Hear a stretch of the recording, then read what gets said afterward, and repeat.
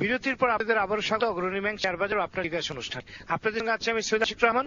আমরা আলোচনা করছি ডিমিউচুয়ালাইজেশন ও শেয়ার বাজার ঘুরে দাঁড়ানোর সম্ভাবনা নিয়ে। জনাব ফারুক আহমেদ সিদ্দিকী, বিরতির পূর্বে জনাব পলাশ একটি প্রশ্ন আপনার কাছে, সেটা যদি আপনি একটু বিশ্লেষণ করেন। প্রশ্নটা এভাবে ভাবা যায় যে এসিসি প্রধান দায়িত্ব হচ্ছে বিনিয়োগকারীদের স্বার্থ সংরক্ষণ করা, এটা হচ্ছে এক নম্বর রেসপন্সিবিলিটি। এবং সুতরাং যে সমস্ত কোম্পানি আইপিও তে লিস্টেড হচ্ছে সেটা যথাযথ হয়, এখানে বিনিয়োগ করে যেন কোনো বিনিয়োগকারীরা ক্ষতিগ্রস্ত না হয় সেই স্বার্থ দেখার সম্পূর্ণ দায়িত্ব হচ্ছে সিকিউরিটিজ অ্যান্ড এক্সচেঞ্জ কমিশন। সুতরাং এমন কোন কোম্পানিকে যদি তারা লিস্ট করে যেখানে বিনিয়োগকারীদের স্বার্থর একটা ঝুঁকি নিতে পারে, যে ধরনের কোম্পানিতে অবশ্যই ইনভেস্ট করা উচিত নয়। আমি এটা বলছি না যে আইপিও টাকা দিয়ে ব্যাংকে লোন করা যাবে না, এক অংশ ব্যাংকের লোন শোধ করা যেতে পারে, কারণ তারপরে ডেট ইকুইটি রেশিও ইমপ্রুভ করছে, কোম্পানি প্রফিটের দিকে যেতে পারে। কিন্তু যে কোম্পানির একটা অতীত ইতিহাস আছে, ব্যাংক ডিফল্টে আসছে, খারাপ রেকর্ড, ফাইন্যান্সিয়াল স্টেটমেন্ট সঠিক নয় বা ডাউটফুল, এই ধরনের কোম্পানিকে অত্যন্ত ভালোভাবে না দেখে এগুলোকে এনলিস্ট করা উচিত না। এবং এ ব্যাপারে এসিসি কোন ধরনের চাপের কাছে নথি স্বীকার করা উচিত হবে না। এক্ষেত্রে আরো বলবো যে ট্র্যাডিশনালি কোন কোম্পানিকে এনলিস্ট করার আগে দুটি স্টক এক্সচেঞ্জের মতামত নেওয়া হয়ে থাকে। এবং এটা আমি যতদিন চেয়ারম্যান ছিলাম আমরা সবসময় আমাদের এই ট্র্যাডিশন ছিল যে আমরা দুটো এক্সচেঞ্জের মতামত নিতাম এবং সেই মতামতকে যথাযথ গুরুত্ব দেওয়া হতো। যদি দুইটিও এক্সচেঞ্জে মতামত নেওয়া হয় এবং যদি তারা সঙ্গে তুলে ধরতে পারেন যে এ ধরনের কোম্পানি আসা উচিত নয়, তাহলে সেই অবস্থাতে এসএসসি অত্যন্ত ভালোভাবে জিনিসটা পরীক্ষা না করে কোন ধরনের সিদ্ধান্ত, ঝুঁকিপূর্ণ সিদ্ধান্ত নিয়ে বিনিয়োগকারীদের মধ্যে আসার একটা চিন্তা ধারণা, এটা ঠিক হয় না। আপনার এই কথারই সূত্র ধরে আমি আপনার কাছে এই প্রশ্নে একটু 2 মিনিট একটু বলবো যে একটু আগে আসল সাহেব, ইসলাম সাহেব এবং মসুর সাহেব একটু বলেছেন যে যদি যখন ডিমিউচুয়ালাইজ হয়ে যাবে তখন কিন্তু এটা ফরফিট চলে আসবে। সুতরাং একটা প্রফিট মোটিভে ডাইনামিজম আসবে, প্রমোশনাল অ্যাক্টিভিটিস বাড়বে, কিন্তু সেই সিচুয়েশনে নতুন নতুন কোম্পানি নিয়ে আসার প্রবণতা কিন্তু আরো বাড়বে। সুতরাং তখন কিন্তু এই ডিমিউচুয়ালাইজ কোম্পানিকে আরো বেশি কেয়ারফুল হতে হবে যাতে এই ধরনের ঘটনা না ঘটে। এবং এখানে একটা রিস্ক ফ্যাক্টর হচ্ছে যে একটা ডিমিউচুয়ালাইজ কোম্পানি ডাইনামিক হওয়ার চেষ্টা করে, বেশি প্রফিট করার চেষ্টা করবে, বেশি ডিভিডেন্ড দেওয়ার চেষ্টা করবে এবং এই জন্য ডাইনামিজম আসবে, প্রমোশনাল অ্যাক্টিভিটিস বাড়বে, এক্সচেঞ্জ বড় হবে, কিন্তু at the same time there may be a conflict of interest, কারণ ওই এক্সচেঞ্জটা রেগুলেটরি ফাংশন করছে প্লাস প্রফিটের জন্য কাজ করছে। এই জিনিসটা আমার মনে হয় ভবিষ্যতে যেন লক্ষ্য রাখা হয়, এটা অনুরোধ করবো। জি ধন্যবাদ। ওনার কথার প্রসঙ্গটাই আমি বলছি যে উনি বললেন যে আপনি যে কোনো নতুন কোম্পানি বাজারে ছাড়ার আগে 2 স্টক এক্সচেঞ্জের কাছ থেকে মতামত নেওয়া হয়। তাহলে আমাদের যে জনাব পলাশ কিছুক্ষণ আগে যে প্রশ্নটা দিয়েছেন যে অ্যাপোলো ইস্পাতের ব্যাপারে কি আপনাদের কাছ থেকে মতামত চাওয়া হয়নি?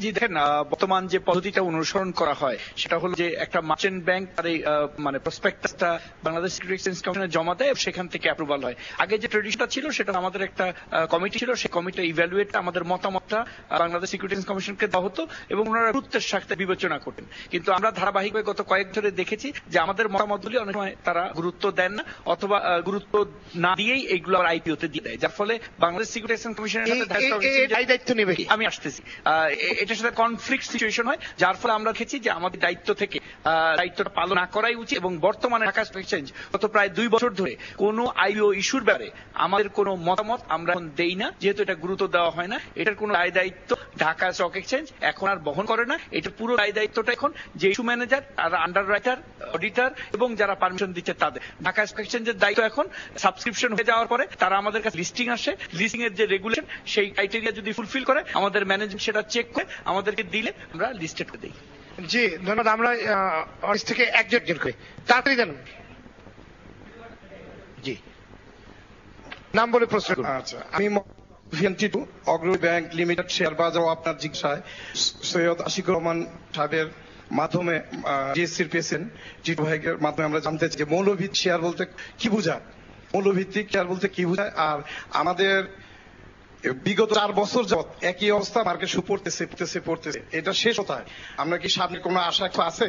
এটা আমি মাননীয় চেয়ারম্যান সাহেবের কাছে জানতে চাই। আর মৌলভিত্তিক শেয়ার তো বাড়তেছে না, ব্যাংক, বিমা, লিজিং এগুলো করতেছে, যেমন আইএলএফ ভালো ডিভিডেন্ড দেয়। অন্যান্য কোম্পানি, ইন্স্যুরেন্স কোম্পানি প্রতি বছর 15% 20% ডিভিডেন্ড দিচ্ছে, কিন্তু অন্যান্য মূল্যভিত্তিক শেয়ার মানে যে অনেক দেখা যাচ্ছে যে আমাদের রেড গ্রুপের শেয়ার কিংবা এই গ্রুপের শেয়ারই দেখা গেল যে অ্যাকচুয়ালি কোম্পানি নাই, যে প্রসপেক্টাস নিয়ে বাজারে জি, আপনার প্রশ্নটি বোঝা গেছে, আপনার প্রশ্নটি বোঝা গেছে। জি, জি। আমি বলতে চাচ্ছি যে জিও ভাইয়ের মাধ্যমে খারাপ কোম্পানি আর ভালো কোম্পানির মধ্যে কোনটা বুঝবো? আপনার প্রশ্নটি আমরা বুঝতে পেরেছি। লিমিটেডের 3 ইঞ্চি এখন আসছে, এটা শুধু কমতেছেই। হ্যাঁ? জি, জি, জি। আর যে 125 পিক এততে বাজারে আসতে দেন না, আপনার না আসতে দিও, না আসতে দিয়ে আপনার জি, আপনার প্রশ্নটি আমরা বুঝতে পেরেছি। আচ্ছা ঠিক আছে, ধন্যবাদ। জনাব প্রিয়, আপনার কাছে প্রশ্নটি। আমার মনে হয় যে মৌলভিত্তিক শেয়ার বাকখলিল সাহেব জি, ওনার কাছে প্রফেসর, বাড়াবো আপনি। উনি তো উত্তরটা সুন্দর। আমি একটা জিনিস শুধু একটা উদাহরণ দিই। গত কয়েকদিন আগে স্টক এক্সচেঞ্জে ব্ল্যাকবেরি একটা মোবাইল কোম্পানি দেখা গেল হঠাৎ করে তার শেয়ার পুরো ধসের মতো অবস্থা। এক সময় ছিল মোবাইলের মধ্যে সবচেয়ে মানে ফাস্টেস্ট গ্রোয়িং মোবাইল কোম্পানি। তো ওইখান থেকে হঠাৎ করে তার প্রফিটেবিলিটি তো কমে গেল যে সেইটা এখন আর প্রফিট ধরে রাখতে পারছে না। তো আমি যেটা বলবো, মৌলভিত্তিক কোম্পানি হলো ওই সেক্টর, ওই কোম্পানি যা প্রিভিয়াস হিস্ট্রি আছে যে সে প্রফিট করে যাচ্ছে এবং আগামীতে যে ইকোনমিক কনটেক্সটে সে আরো ফিট করবে, ফিউচারে 3 থেকে 5 বছর প্রফিট করে যাবে, এই ফোকাসটাই হলো যে কোম্পানির আছে, সেটাই হলো মৌলভিত্তিক কোম্পানি। একসময় ভালো প্রফিট করতো, সেটা কন্টিনিউয়াস করতে থাকবে যে কোনো সার্কামস্টেন্সে, যে কোনো ইকোনমিক কন্ডিশনে, ওটা কিন্তু না। মূল্যভিত্তিক কোম্পানি হলো সেই কোম্পানি যে কোম্পানিতে আপনি বিনিয়োগ করলে আগামী 3-5 বছর আপনি ধারাবাহিকভাবে প্রফিট করতে পারবেন।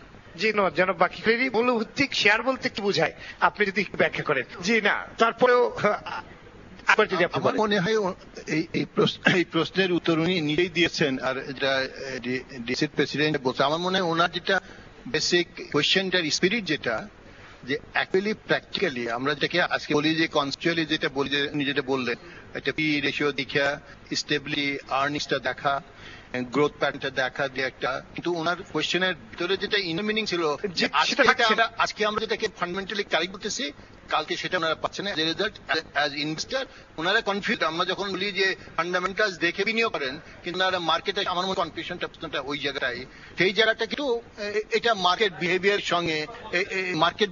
সঙ্গে এটা সম্পর্ক আর কি। আমাদের দেশের যে অবস্থাটাতে আছে আসলে সত্য, যদি অ্যাবসলিউটলি দুটো কন্ডিশন পূরণ অসুবিধা আমাদের, এটি হলে অ্যাবসলিউটলি ফান্ডামেন্টালি সাউন্ড স্ক্রিপ্টের সংখ্যা আমাদের এখানে বেশি না।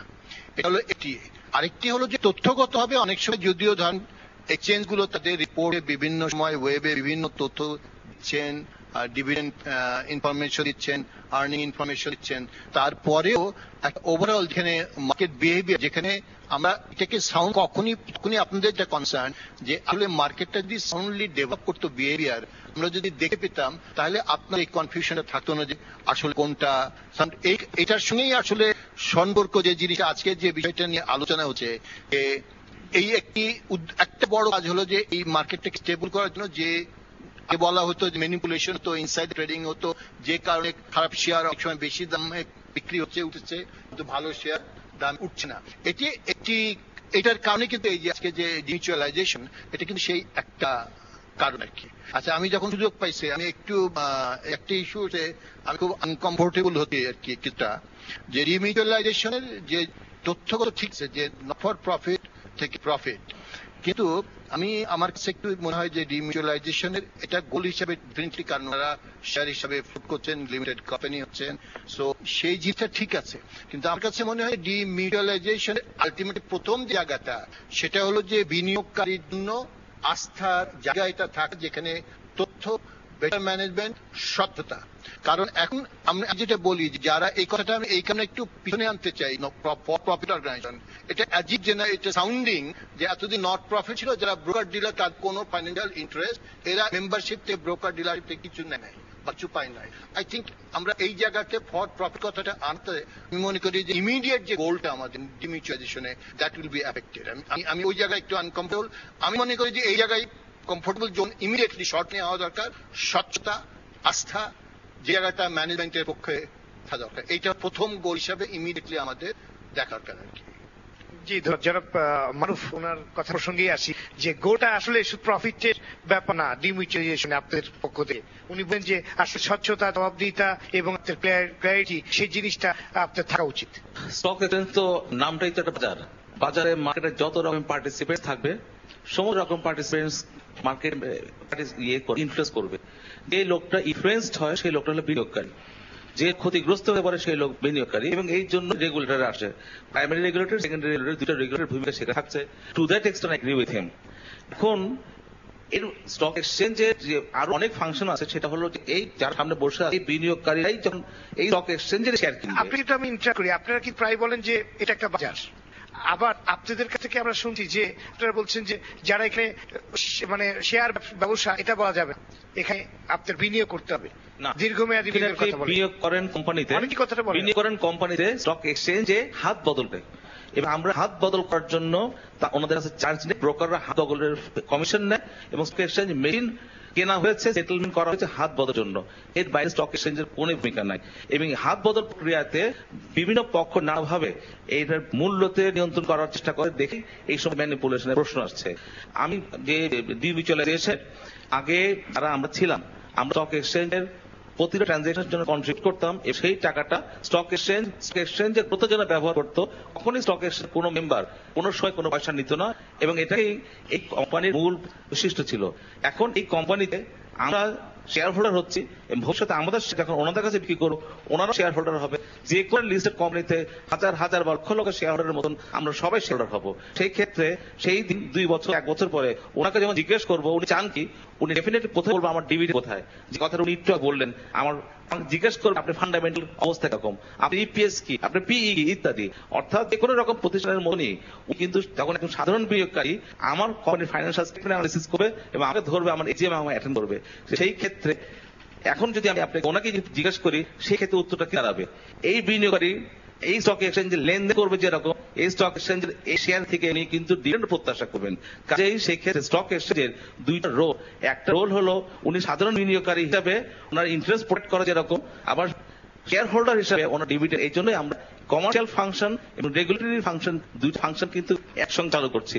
একটু আগে ফারুক আহমদ সিদ্দিকী সাহেব খুব গুরুত্বপূর্ণ কথা বলেছেন, সেটা কিন্তু খুব ইম্পর্টেন্ট। এবং একটু যে একটা প্রসঙ্গ অবতারণা করেছে, আমরা স্টক এক্সচেঞ্জ এখন আর পার্টিসিপেট করি না, কমেন্টে পার্টিসিপেট করি না, এই কারণে করি না যে আমাদের স্টক এক্সচেঞ্জকে খুব নজর দেখে নাই এসিসি সাম্প্রতিককাল, আমরা যে সাথে কমেন্ট হয়তো ওনার পছন্দ হয় নাই, এবং এটা থেকে আমরা বেরিয়ে এসেছি, আমরা কমেন্ট দেওয়া বন্ধ করেছি। লাভ এরকম হয়, এরকম আমরা স্টক এক্সচেঞ্জ শুধুমাত্র এখন প্রোডাক্ট হিসাবে জিনিস গ্রহণ করছি, কিন্তু পাশাপাশি যে ভবিষ্যতে আমরা কিন্তু এই প্রোডাক্টের জন্য কম্পিট করবো, বেশি করে লিস্টিং এর জন্য চেষ্টা করবো, লিস্টিং রেগুলেশন রিল্যাক্স করার চেষ্টা করবো, যাতে বেশি করে স্টক এক্সচেঞ্জে তালিকাভুক্ত হয়। এতে কিন্তু বিনিয়োগকারীরা ভবিষ্যতে ক্ষতিগ্রস্ত হবে। যে জিনিসটা কিছুক্ষণ আগে আমাদের বিরোধী বলছিল যে স্টক এক্সচেঞ্জের যাই তাহলে ভুক্ত হোক না কেন, বা এসিসি যাই পারমিশন দিক না কেন, এটা কিন্তু এখন ডিসক্লোজার ভিত্তিতে, ডিসক্লোজার রেজিমে দেওয়া হচ্ছে।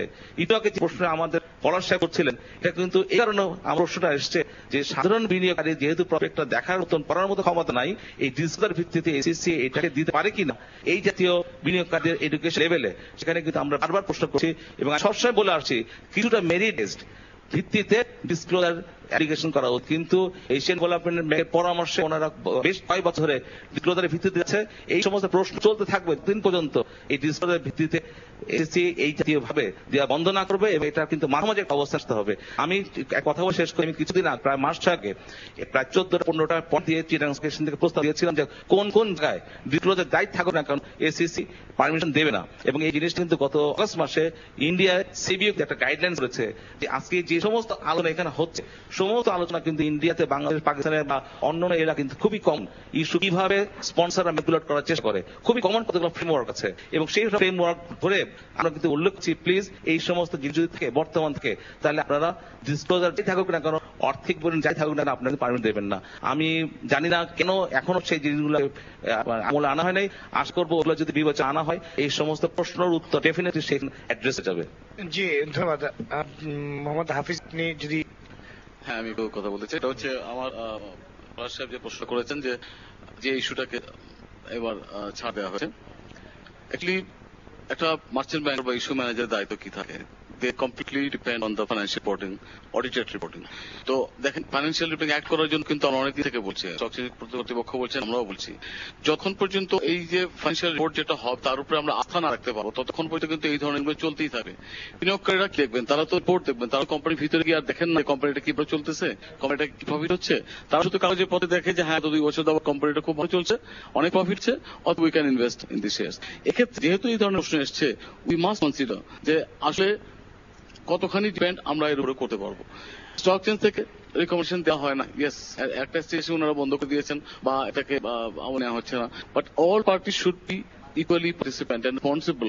যে কোনো শেয়ার মার্কেটে আসুন না কেন, নতুন প্রোডাক্ট মার্কেটে আসুন না কেন, তখন কিন্তু এটার দায়িত্ব সবাইকে নিতে হবে। আর এই সাথে আমি ডিমেটাইজ এক্সচেঞ্জের উপরে রাখতে চাই, তখন তো প্রফেশনালরা দায়িত্ব নেবেন, তখন দায়িত্বটা কিন্তু অটোমেটিক্যালি ডিএসসি সিএসসি প্রফেশনাল দের মাধ্যমে কিন্তু রেসপন্সিবিলিটি আলটিমেটলি সিকিউরিটি এক্সচেঞ্জের উপরে গিয়ে পড়বে। সেক্ষেত্রে আমাদেরকে চিন্তা ভাবনা করে সিদ্ধান্ত নিতে হবে। ধন্যবাদ। আমরা অডিয়েন্সকে প্রশ্ন নেব। এখানে দাও, এখানে ওনাকে জি সংক্ষেপে বলবেন, সবাইকে সুযোগ দিতে যাচ্ছি। আমি আসাদ হাসান বাচ্চু, ঢাকা স্টক এক্সচেঞ্জের ভাইয়ের কাছে প্রশ্ন, শেয়ারের দাম বাড়লে ধর